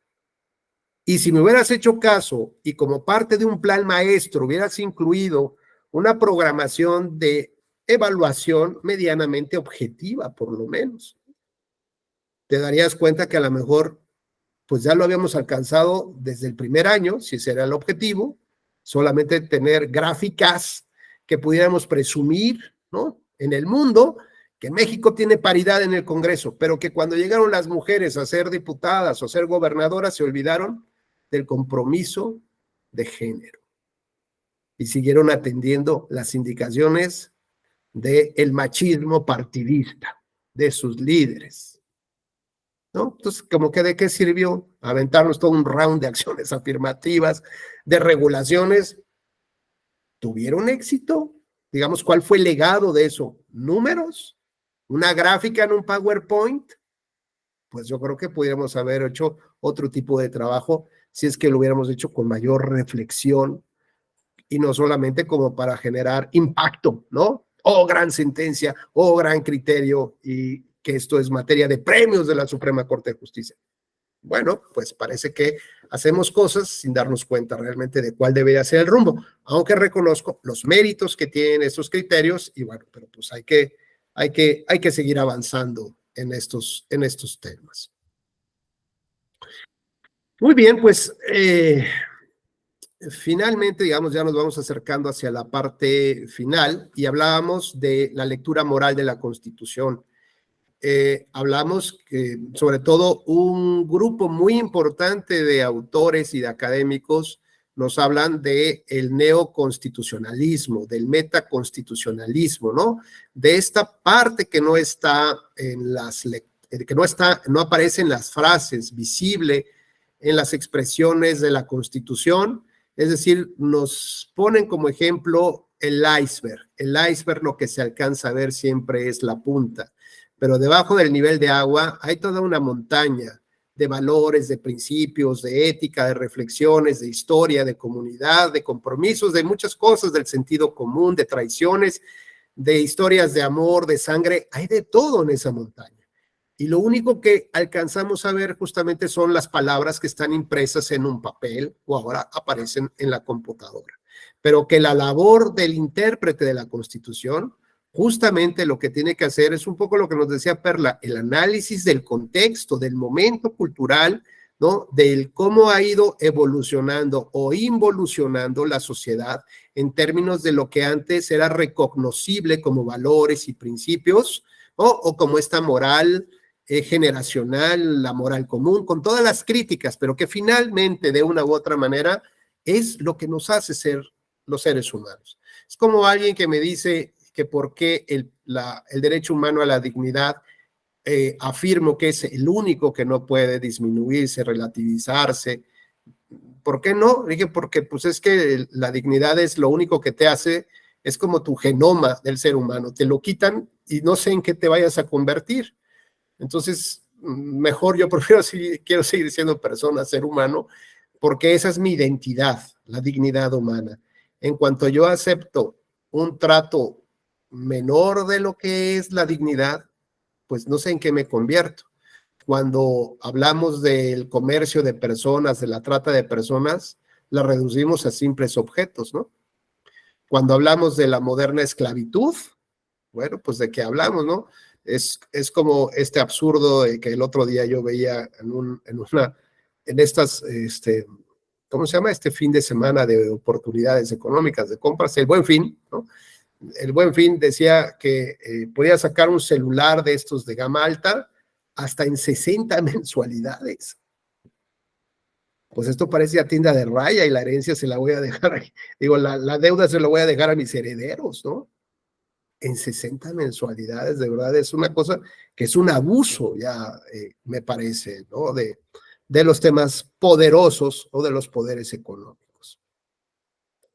Cerramos entonces esta plática y decíamos que este paradigma neoconstitucional describe o apuesta por un rol fuerte del juez, ¿no? Es decir, que tiene o debe asumir una visión de mucho mayor ética y de mayor complejidad de hacia dónde debe de moverse la sociedad, a partir de los parámetros establecidos en lo que se ve de la Constitución y lo que no se ve en la Constitución, pero que está ahí. El problema entonces para algunas personas es que le demos demasiada chamba a estos jueces, ¿no? A los jueces constitucionales, que los sobrecarguemos de trabajo de tal manera que no pueden sacar un solo asunto, que pasen meses, 8 meses, 1 año, 10 años, ¿no? Para resolver un tema relacionado con los derechos fundamentales. Oportunidades ha tenido nuestra Suprema Corte y las ha rechazado, como el tema de la prisión preventiva oficiosa.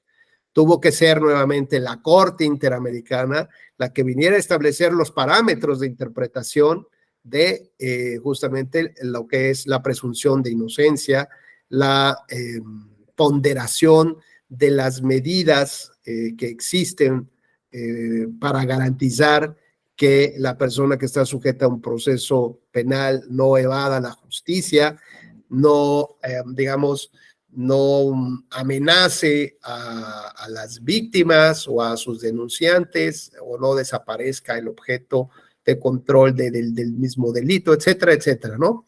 Entonces, parece mentira, pero después de 17 años de una persona que tuvo que interponer más de 100 recursos, casi 100 recursos judiciales entre federales y locales, muchos años después, 17 años después, tuviera que acudir a la Corte Interamericana para que ella decidiera algo que en el sentido común más bajito, todos deberíamos de tenerlo claro. Y en un sentido común refinado, pues no necesitaríamos ni siquiera ese tipo de leyes para poder considerar que lo que se estaba haciendo era una barbaridad, ¿no? Muy bien. Bueno, pues esta delegación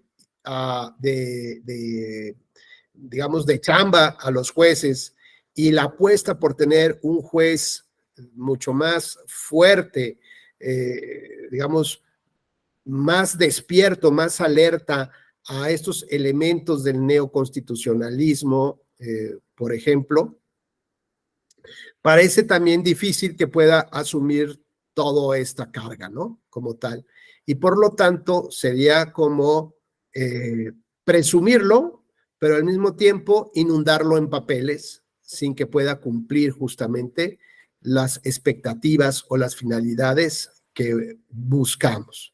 Entonces, cuando hablamos en términos generales de los derechos fundamentales desde esta visión de la lógica, pues habrá que entender que son, digamos, tienen una construcción declarativa prevista a nivel constitucional o en las leyes, pero que éstas no dan, digamos, un referente de la realidad, de cómo funcionamos como sociedad con el ejercicio de estos derechos humanos o de estos derechos fundamentales a partir de los compromisos de garantía que tiene el Estado, ¿no? Entonces, en principio, por mucho que estén bien planteados y bien pintados y bien peinados en una constitución, eso no significa que tengamos una vida llena de libertades, ¿no?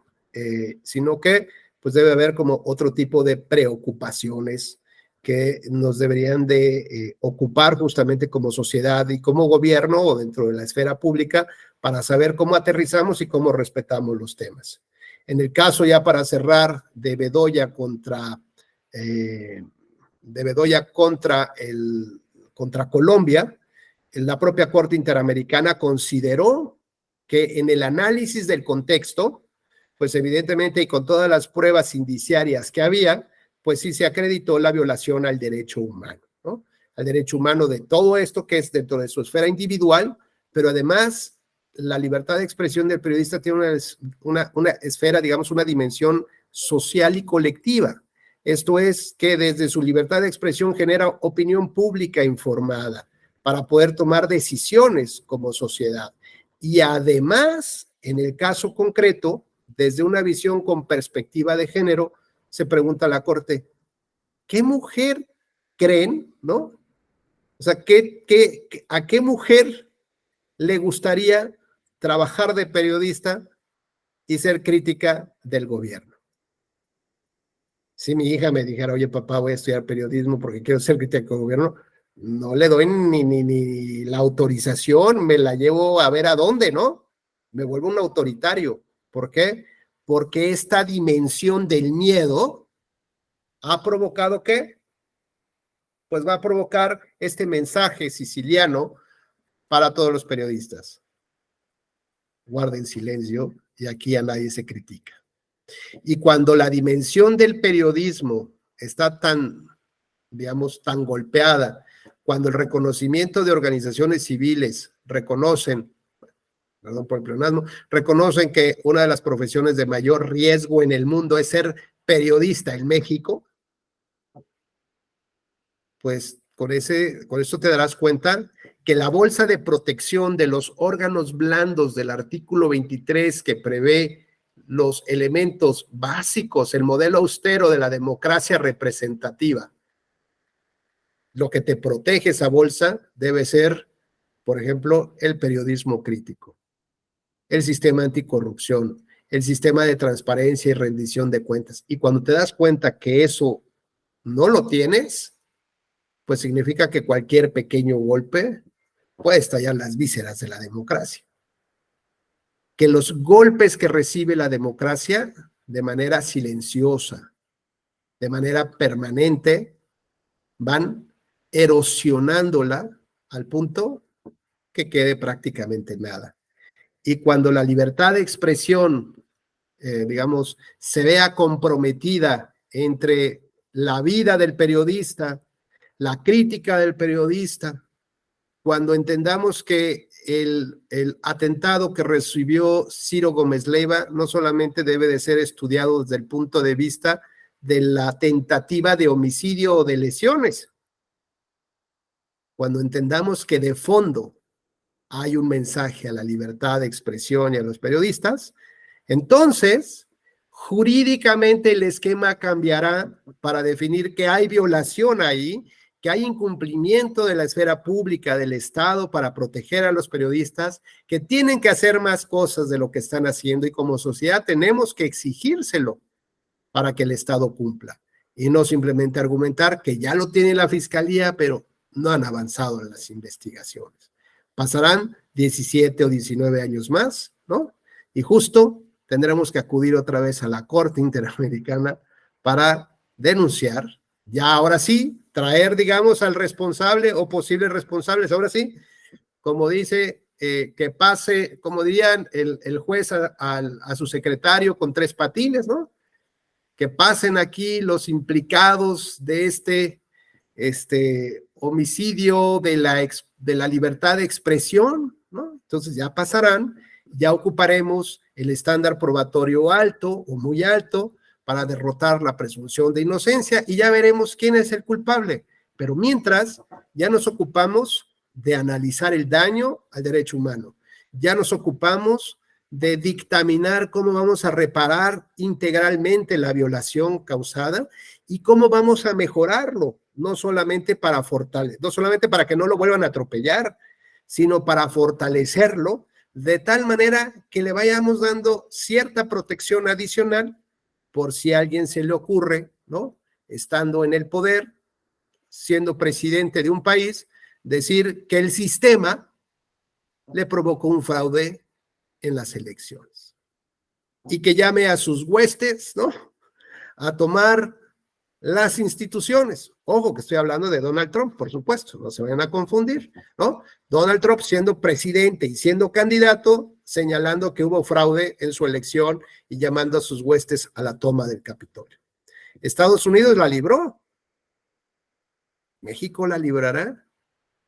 Tenemos empresas, libertad de prensa tan fuerte como para callar a un presidente, para silenciarlo incluso en las redes sociales. Tenemos jueces, magistrados, tribunales con la institucionalidad suficiente como para decirle, es la última vez que vuelves a hablar del proceso electoral, porque la próxima, pues ni siquiera voy a dejar competir a los candidatos de tu partido, compadre. Oye, que volviste a violar la veda electoral utilizando estas artimañas. Mira, ya no te voy a multar porque sé que para la próxima vas a modificar la ley y te vas a quitar todas las multas. Pero lo que sí te digo es que te saco la tarjeta amarilla y la próxima que te cache, te suspendo de participar en un proceso electoral. Tú decides. Y entonces empezamos a hacer cosas diferentes y tal vez tengamos resultados diferentes a los que hasta este momento hemos obtenido y que la verdad dejan muy maltrecha a la democracia.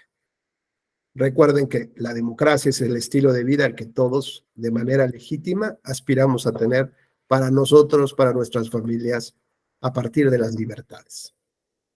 Pues muchas gracias. No sé si hay alguna duda, algún cuestionamiento. ¿no? Pues no me resta más Yo sí, que... maestro. Sí, por favor, adelante. Sí. En ese sentido, hablando de las instituciones, realmente el INE y el Tribunal Electoral, ¿por qué no ha metido las manos en callar en las precampañas? Mira, yo creo, a ver, yo te puedo dar una opinión, yo doy una opinión muy personal del tema, ¿no? Sí. A mí me parece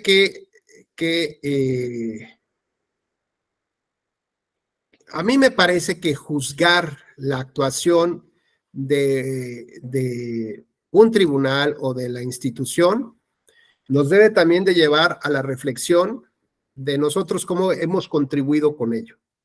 Es decir, quisiera tomar aquí una frase de Joaquín Sabina, si me lo permite. Dice algo así: ¿cómo juzgarte si todos hemos sido juez y parte de tus andanzas? ¿No? Si yo como sociedad me he alejado tanto de las decisiones de Estado, de la discusión, del debate, de la cultura cívica, política, y he abandonado completamente, ¿no? Así, a su suerte, al tribunal y a, digamos, al instituto, a las autoridades, a los órganos autónomos que están, que si bien no tienen una legitimación como los diputados, su legitimación está en la aplicación de la ley. Y la aplicación de la ley implica el control del poder que no quiere ser sometido, ¿no? Entonces, cuando dijimos que una mayoría no puede controlar la decisión de una mayoría, y cuando es artificial, peor, la construcción de esa mayoría es artificial, no pueden, o sea, no hay argumento alguno que diga, es la decisión de las mayorías porque ganamos. Pues sí, cuando ganes la mayoría absoluta, una segunda vuelta electoral, platicamos del tema.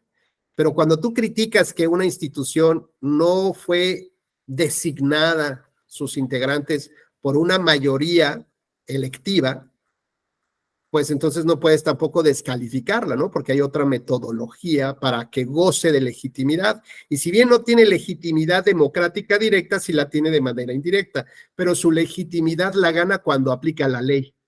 Por eso decíamos que la labor del juez, hoy en día, se le está pidiendo mucho.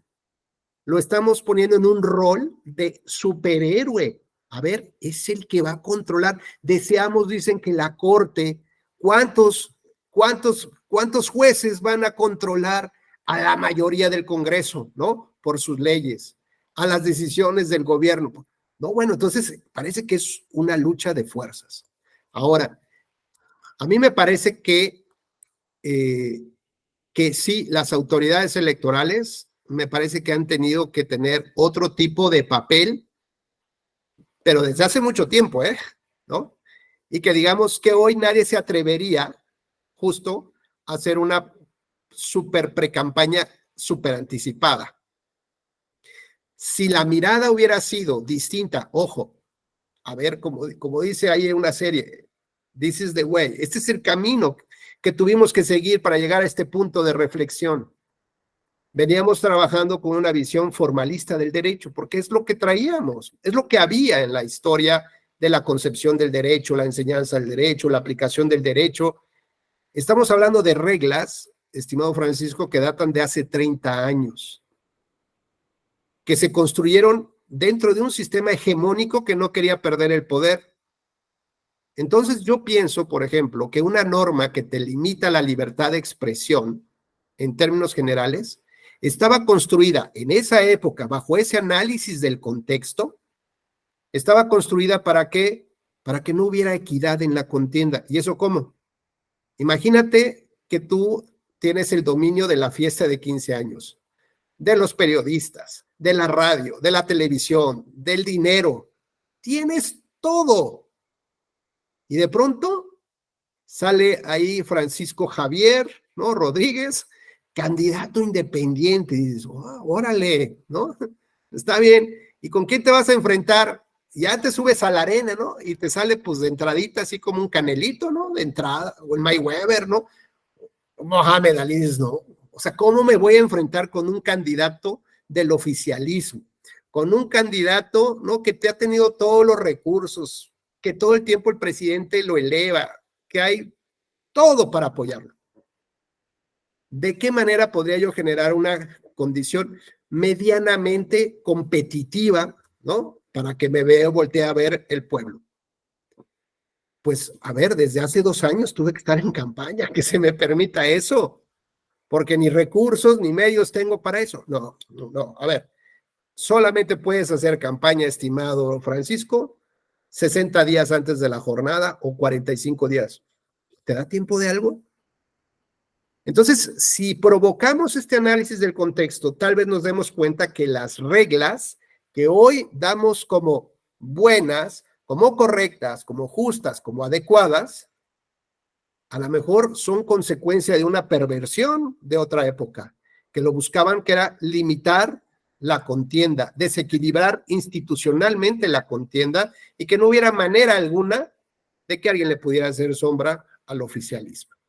Y entonces tal vez, a lo mejor, digamos, hoy podríamos estar diciendo, eso es lo correcto que cada quien haga campaña, excepto los oficiales, excepto los que tienen recursos de los partidos políticos.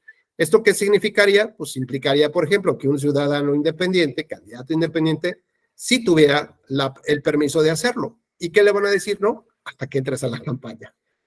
Nos van a decir, pues es un absurdo, ¿no? Yo no tengo posibilidad de decir que voy a ser líder de mi propio movimiento, ¿no? Y que a ver si voy a ser el candidato, ¿no? Pues resulta que tú no tienes ese acceso. Entonces, digamos que estas reflexiones van en 2 sentidos. Uno, lo que tenemos es lo que como sociedad hemos construido, ¿no? Es lo que nos merecemos, porque es lo que hemos hecho. Hemos sido juez y parte de estas andanzas de unos y de otros. Claro que queremos mejorar. ¿De qué manera? Primero, pues regresando otra vez, ¿no? A la arena. El pueblo dice, tiene el gobierno que merece. Pues yo no sé si sea así o al revés. No sé si sea en la lógica funcione y viceversa, ¿no? Pero lo que sí me doy cuenta es que a los gobiernos les conviene justamente que la gente no quiera construir una vida de libertades. La gente, como diría Thomas Hobbes, quiere construir o quiere cambiar hacia un sistema de seguridad. Así que mientras más inunde de inseguridad, la gente no va a querer arte, no va a querer manifestaciones, digamos, deportivas, no va a querer nada de eso. Medianamente que la protejan.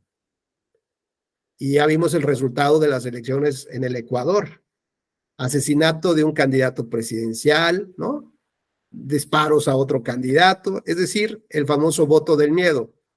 Prefiero cambiar las expectativas de vida a base de las libertades por algo que me dé seguridad y por eso ganó el oficialismo. Y cuando el oficialismo esté rebasado, porque hay alguien más poderoso que el oficialismo, pues van a voltear a ver seguramente un candidato que sea militar. Y luego nos preguntamos, ¿tendrá algo que ver que los militares hayan crecido económicamente de una manera insospechada? En fin, no lo sé y esperemos que no lo averigüe yo. Pues nuevamente muchas gracias. Gracias, Francisco, Carlos, Maricruz, Leonel, Perlita, muchas gracias. Les deseo que tengan muy buena tarde, que descansen. Muy buena tarde, igualmente. Muchas gracias.